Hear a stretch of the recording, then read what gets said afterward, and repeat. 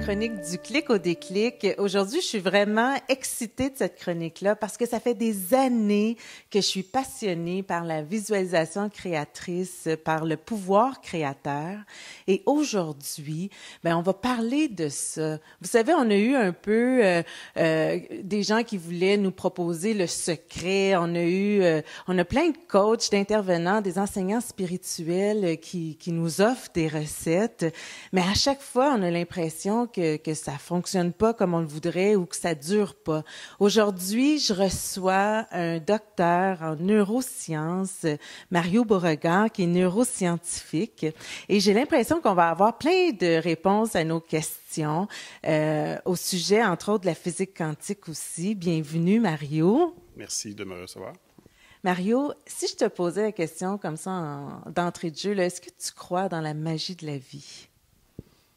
Oui, totalement, absolument. Parce qu'au niveau scientifique, on essaye de comprendre les choses, mais il reste toujours énormément de mystères, puis c'est ce qui fait aussi la beauté de la vie. Donc, tu sais, au niveau de la science, par exemple, moi, je suis en neurosciences, donc la question des liens entre la conscience, le cerveau, ça reste, on est juste au balbutiement, donc c'est encore très, très mystérieux. Si tu prends le cas d'astrophysiciens, par exemple, l'univers, les débuts de l'univers, on comprend, ça reste un grand mystère, tout ça. Tu sais. Donc, il y a beaucoup de scientifiques passionnés qui aiment aussi le mystère. Ils aiment arriver à expliquer, mais ils reconnaissent qu'il y a encore énormément de mystères là, au niveau de l'existence. Moi, je suis à l'étape où je te découvre. Je pense qu'il y a plein de gens aussi qui sont en train de te découvrir. De plus en plus. Ouais, hein? J'aimerais ça qu'on parle du petit Mario, là. Mario, quand il était jeune, qu'est-ce qui l'interpellait? Curieusement, j'étais déjà très, très orienté du côté mystique. Mes parents étaient cultivateurs.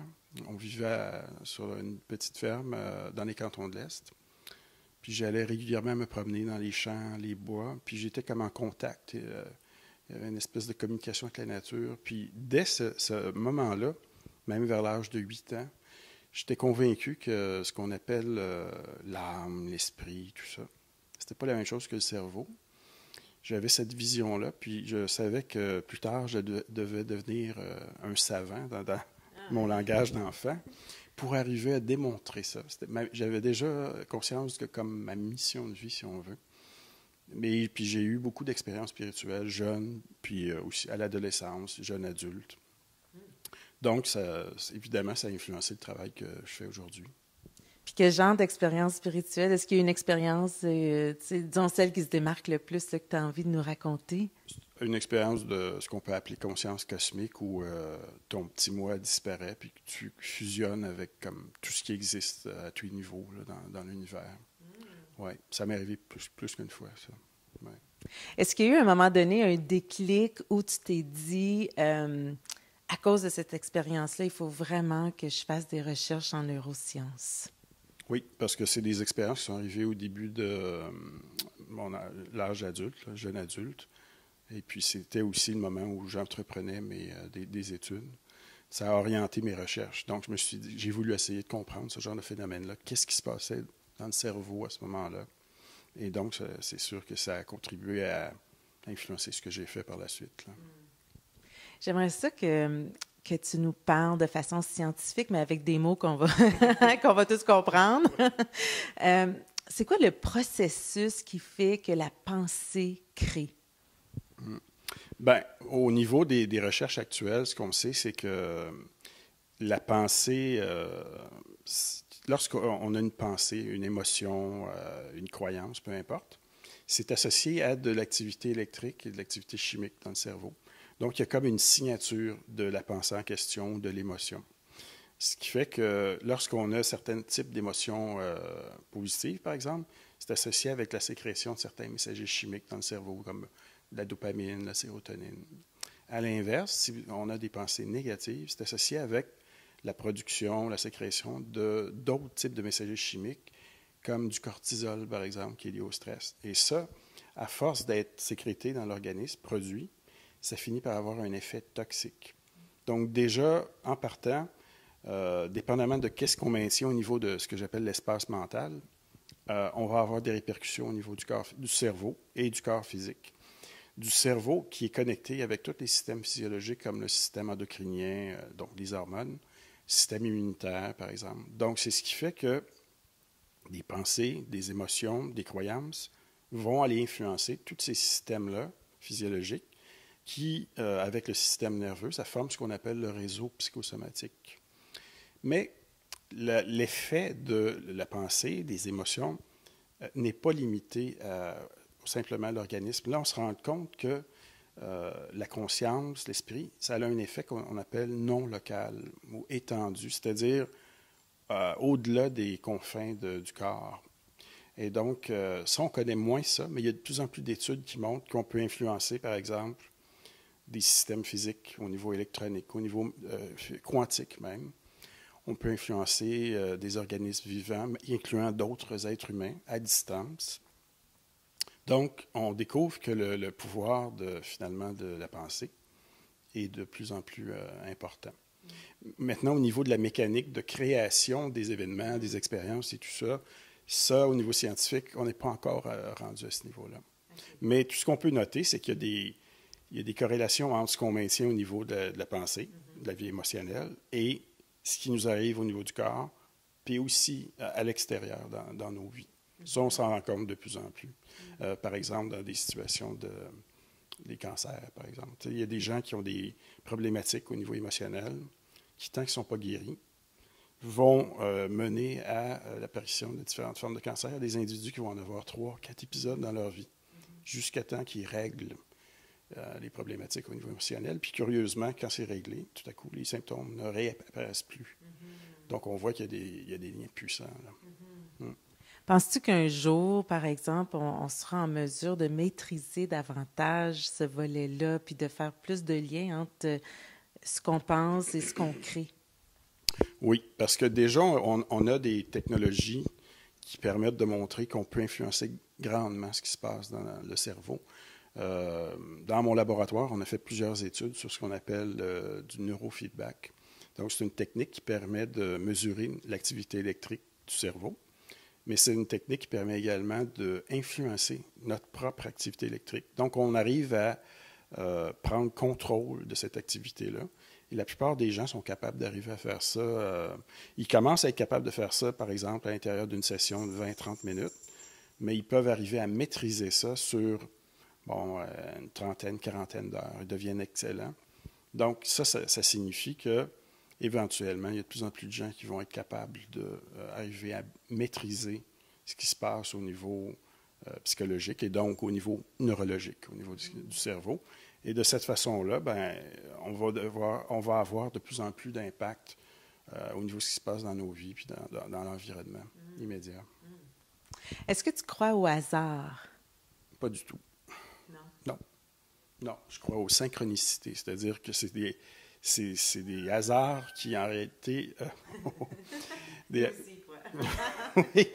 des hasards, mais en réalité, ça apparaît comme des hasards, des coïncidences, mais c'est chargé de sens. Sur le plan de la symbolique, ça a un sens important pour soi. Oui. Puis est-ce qu'on peut expliquer de façon scientifique les synchronicités? Est-ce que ça s'explique, ça? Il y a des scientifiques qui ont essayé de le faire. Il y avait un des pères de la physique quantique, Wolfgang Pauli, qui était un ami de Carl Jung, le psychiatre suisse. Et puis, ils ont travaillé ensemble, ils ont essayé de comprendre, mais ils ne sont pas arrivés parce que c'est quelque chose de très complexe. Mais ce qu'ils ont conclu, c'est qu'il y a un lien puissant entre ce qui se passe au niveau mental, notre vie intérieure, et ce qui se passe dans ce qu'on appelle le monde extérieur, à l'extérieur des frontières du cerveau, du corps. Il y a des liens. Mais on ne comprend pas encore tout à fait tous ces liens-là, la mécanique de ça. Mais c'est ce que Jung a appelé les synchronicités. Je voudrais aussi qu'on parle de nos enfants. Tu sais, les enfants arrivent au monde à presque 2 ans, ils ont une tablette électronique dans les mains, puis ils savent comment ça fonctionne. Est-ce que tu vois un danger avec l'utilisation des technologies puis le développement du cerveau de nos enfants? Oui. Bien, il y a des études qui ont été faites à ce niveau-là dans les dernières années, puis la réponse c'est oui et non. C'est-à-dire qu'il y a des jeux vidéo, par exemple, qui sont utilisés, qui vont contribuer à développer des capacités d'attention, de concentration. dans ce sens-là, ça peut être positif. Il y a même des études qui montrent comment ça transforme le cerveau, ce qu'on appelle de la plasticité, là, en termes de fonctionnement de certaines régions, etc. Par contre, il faut qu'on regarde aussi qu'est-ce que le jeu en question. Donc, qu'est-ce qui est derrière ces principes et tout ça. Parce qu'il y a d'autres études qui montrent que lorsque ces jeux-là incitent à de la violence, par exemple, si le but du jeu, c'est de tuer le plus d'adversaires possible, faire le plus de points, ça influence le développement affectif de l'enfant et de l'adolescent. Et ça l'influence, mais de façon négative. Donc, il faut faire la part des choses là, par rapport à ça. C'est que c'est comme pour toute forme de technologie, ça peut avoir des bienfaits, mais aussi ça a des aspects aussi un petit peu plus négatifs. On en a parlé un peu tantôt par rapport à ce que tu as vécu avant, puis ce qui a influencé ton choix de carrière. Oui. Mais moi, je veux savoir aussi la façon que Mario Beauregard était avant de faire toutes ces recherches-là. Là. Est-ce que tu poses un regard différent au niveau de la vie aujourd'hui? Oui, à cause finalement de toute la recherche que je fais aujourd'hui, évidemment, à l'époque, lorsque j'étais jeune enfant, ça fait déjà une quarantaine d'années. Mm-hmm. Donc, on n'avait pas accès à toutes ces technologies-là, comme par exemple les scanners de résonance magnétique, toutes ces choses-là qui permettent de voir ce qui se passe dans le cerveau. Donc, c'était très limité à l'époque. Avec le recul, évidemment, c'est sûr qu'on a acquis beaucoup de données nouvelles, de connaissances nouvelles dans les dernières années. Et ça va un petit peu dans le même sens, mais maintenant, on comprend mieux qu'est-ce qui se passe durant différentes expériences de conscience, des expériences transcendantes, par exemple. Qu'est-ce qui se passe lorsqu'on arrive à contrôler, influencer l'activité de notre cerveau, etc. Aujourd'hui, on a beaucoup plus de données, d'informations à ce niveau-là. Suffisamment pour me permettre de conclure à ce stade-ci qu'on a encore très peu d'idées par rapport à tout le potentiel qu'on a en termes d'être humain. On a juste exprimé encore une faible partie de tout ça. Puis c'est très, très important que les monsieur, madame, tout le monde soient conscients de ça. Parce que souvent, dans les médias, dans les publications, on donne l'impression aux gens qu'ils sont un peu comme des espèces de robots, des machines biologiques. Ils sont déterminés par leurs neurones, leurs neurotransmetteurs dans le cerveau, leurs gènes, tout ça. Et donc, ça donne une vision très, très négative parce que les gens peuvent se sentir comme impuissants. Oui, mais il y a plein d'études maintenant qui montrent que ce n'est pas du tout le cas. Même au niveau des gènes, par exemple, on sait que dépendamment du genre de pensée qu'on entretient ou on peut faire des démarches sur le plan spirituel, par exemple, ça a un impact. Ça fait qu'il y a des gènes qui, par exemple, peuvent être impliqués au niveau de cancer. Tu peux avoir ça en toi. Eh bien, ils ne s'exprimeront pas et ils ne déclencheront pas un cancer si tu entretiens différents types de pensées plus positives, si tu manges de telle façon, par exemple, si tu fais de la relaxation, de la méditation. Donc, ça montre de plus en plus qu'on a un pouvoir énorme. On n'est vraiment pas une petite machine là, biologique complètement déterminée à tous les niveaux. Vraiment pas. Puis j'ai envie de faire du pouce là-dessus parce que toi, tu as créé aussi ta propre méthode pour aider les gens à prendre connaissance de ce pouvoir-là, puis en fait, à l'intégrer. Peux-tu nous en parler? Oui, rapidement. C'est que c'est basé sur toutes les recherches que j'ai faites dans les 15 dernières années et des recherches faites dans d'autres laboratoires par d'autres chercheurs. C'est que j'ai découvert que si on rentre dans un certain état de conscience élargi, par exemple, en stimulant le cerveau avec on appelle ça des sons, isochrones, là, mais c'est qu'on contrôle la fréquence des sons.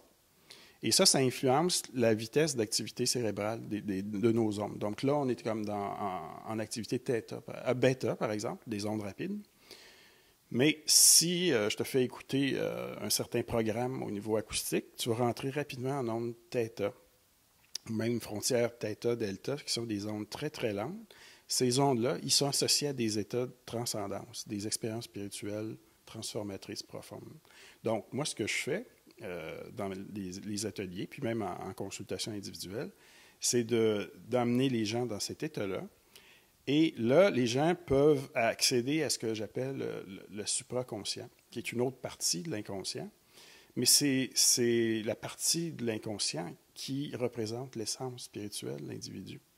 Donc, dans cet état-là, il y a une expansion de conscience qui se produit. Et là, on peut travailler on peut régler des problématiques au niveau émotionnel beaucoup plus facilement. On peut recadrer des croyances limitantes, on peut s'en débarrasser complètement. On peut, d'une certaine façon, recréer sa vie consciemment. C'est pour ça que j'ai appelé ça la connexion intérieure, une recréation consciente. Est-ce que, par exemple, dans le cas où des gens vivraient des émotions intenses ou lourdes, est-ce que ça pourrait être une bonne idée de se retrouver dans cet état-là le plus souvent possible pour justement s'élever un peu au-dessus des émotions plus lourdes? Oui, parce que si on fait ça, on arrive à se désidentifier de ces patterns émotionnels négatifs. Donc, en faisant ça, la charge émotionnelle associée à des événements, par exemple, qui peuvent être traumatiques, elle disparaît. Et donc, on se libère finalement. C'est comme si on enlevait des plures de l'oignon pour se rendre au cœur de l'oignon, tu sais, qui est le noyau de notre être finalement. C'est magnifique. Mario, c'est quoi le message le plus important, là, suite à toutes les recherches que tu as faites, tout ce que tu sais, ce que tu connais, le message le plus important que tu as envie de livrer? C'est de dire aux gens de ne pas croire qu'ils sont conditionnés pour la vie, qu'ils n'ont aucune capacité de libre arbitre, d'autodétermination. Au contraire, les études scientifiques montrent de plus en plus qu'on a un très, très grand pouvoir au niveau de notre cerveau, nos messagers chimiques, de l'expression des gènes, comme je le disais. Et même, il y a d'autres études qui montrent qu'on a une action non locale à l'extérieur du corps. Donc, j'inviterai les gens à développer leur capacité à ce niveau-là parce qu'ils vont complètement transformer leur vie s'ils voient les choses de cette façon-là.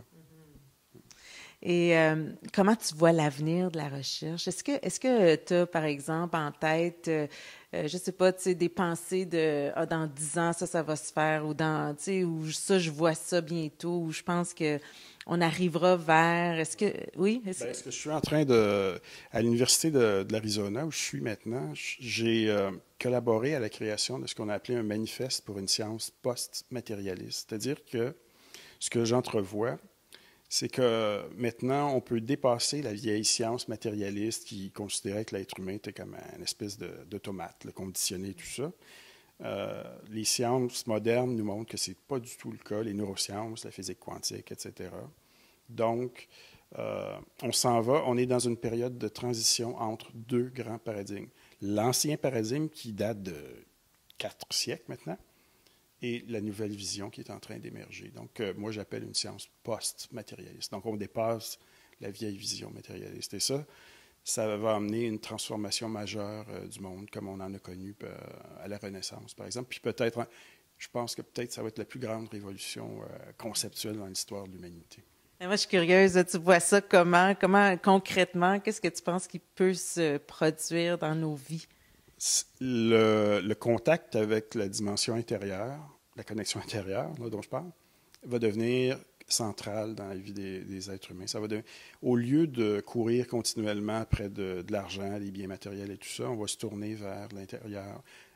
On va attribuer beaucoup plus de valeur à ça.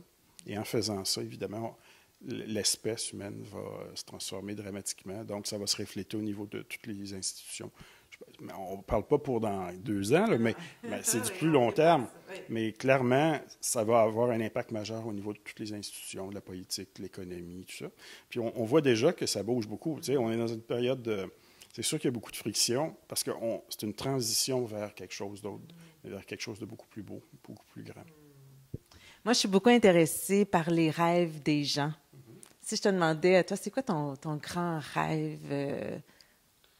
C'est de vivre, de contribuer à créer un monde meilleur, beaucoup plus beau, dans lequel les êtres humains vivent leur plein potentiel, dans toutes les facettes de l'être, y compris sur le plan spirituel. Mais moi, j'ai toujours été idéaliste, je voyais ça comme ça, puis je ne suis pas le premier, mais ça m'habite toujours très, très fort. C'est ma motivation première. Je partage ton rêve. Merci beaucoup. Merci, Mario Beauregard. Merci.